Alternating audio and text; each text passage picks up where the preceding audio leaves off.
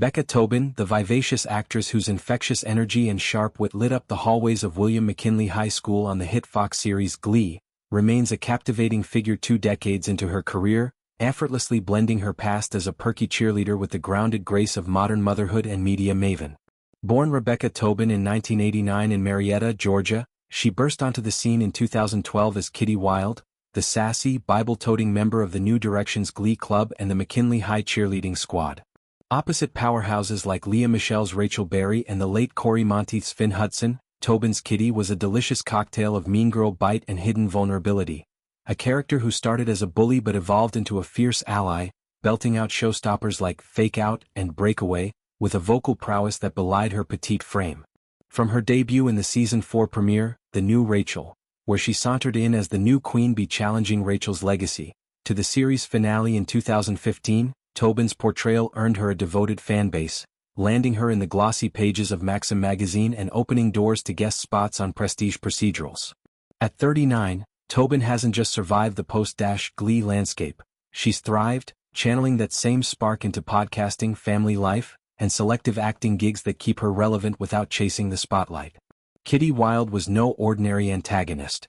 Introduced as a devout Christian with a penchant for passive-aggressive barbs and cheer routines that could cut glass, she embodied the complexities of high school hierarchies in a way that felt both satirical and sincere. Tobin's chemistry with Michele was electric, two divas clashing in vocal showdowns that mirrored the show's themes of ambition and acceptance, while her scenes with Monteith added layers of reluctant camaraderie, as Kitty's tough exterior cracked to reveal a girl grappling with her own insecurities. The role demanded versatility. One moment she'd be leading a rousing rendition of Katy Perry's Wide Awake, with the Warblers, her voice soaring with unexpected power. The next she'd be delivering zingers in the choir room that had audiences cackling. Off-screen, Tobin's camaraderie with the cast was legendary, forged in the grueling schedule of musical numbers and emotional arcs. She often spoke of the Glee family as a safety net, especially during the heartbreaking loss of Monteith in 2013, when the cast rallied in tribute episodes that honored his legacy. That resilience translated to her performance, as Kitty's arc in Season 5 delved into themes of redemption, making her a fan favorite who outlasted initial expectations. Post-Glee, Tobin's career pivoted with the grace of a perfectly executed cheer flip. In 2014 she slipped into the glamorous world of Lifetime's drop-dead diva, playing the enigmatic Empress Katia in the episode Afterlife, a role that traded Kitty's pom-poms for courtroom intrigue and high-fashion flair. The series, a witty blend of supernatural rom-com and legal dramedy, allowed Tobin to flex her comedic timing as a regal figure navigating afterlife absurdities, opposite Brooke Elliott's body-swapping lawyer. That same year she popped up in ABC Family's Mystery Girls, as Kimmy Kitson in Passing the Torch, a meta-sitcom starring Tori Spelling and Jenny Garth as former 90s stars turned amateur sleuths. Tobin's guest turn was a playful nod to her own TV roots, injecting fresh energy into the show's fish-out-of-water premise. By 2015 she crossed into the procedural realm with a stint on NCIS, Los Angeles as Blaze Talcott, a brilliant computer coder in the episode Blaze of Glory. Here, Tobin showcased a tech-savvy edge, hacking through cyber threats with the same precision she once brought to cheer stunts, proving her range extended far beyond musical theater. But Tobin's true post-Glee renaissance came through the microphone, not the screen. In 2015 she launched the Lady Gang podcast alongside longtime friends Jack Vanek and Kelty Knight, a female empowerment series that quickly became a haven for unfiltered chats on everything from career pivots to heartbreak anthems. The trio's dynamic, Vanek's journalistic probing, Knight's bubbly broadcasting flair and Tobin's cheeky candor, mirrored the camaraderie of Glee's green room, turning personal anecdotes into relatable gold.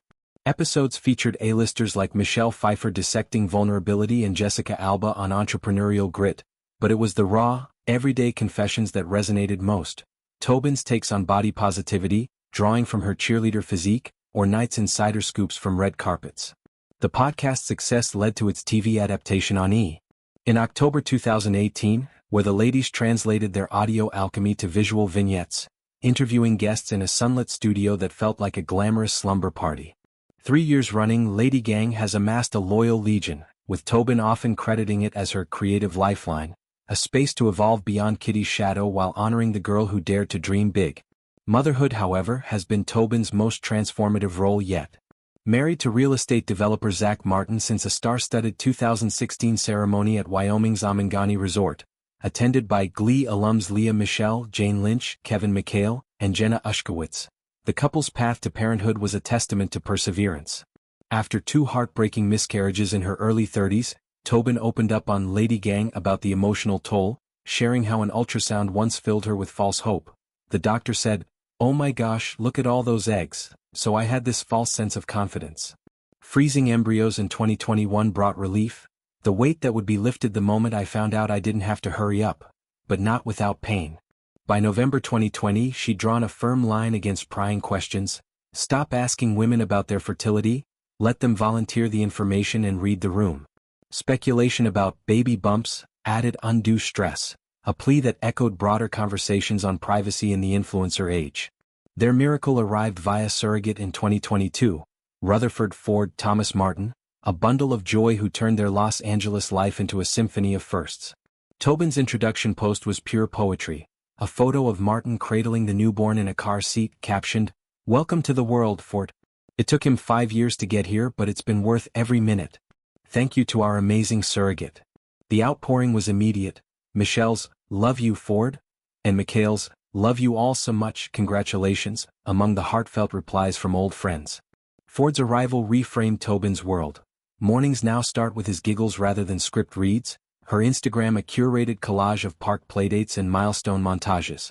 Yet, she balances it masterfully, weaving motherhood into Lady Gang episodes on everything from sleep regressions to surrogate gratitude, turning vulnerability into victory laps.